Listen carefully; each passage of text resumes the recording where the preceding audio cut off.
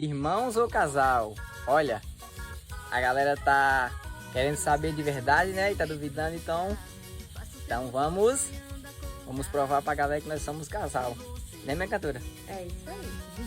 Olha, é, a galera diz que nós tá, né? Inventando, que nós somos irmãos mesmo. Então, galera, se prepare, porque vamos provar pra vocês de verdade que nós somos um casal. Viu? Né, minha cantora? É isso aí. Tá preparado? Vamos lá.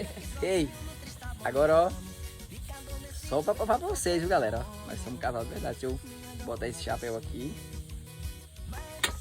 Viu? É porque a galera falando, ah, vocês não são mesmo, não sei o que, entendeu? Aí vamos provar pra vocês que nós somos um casal, tá bom?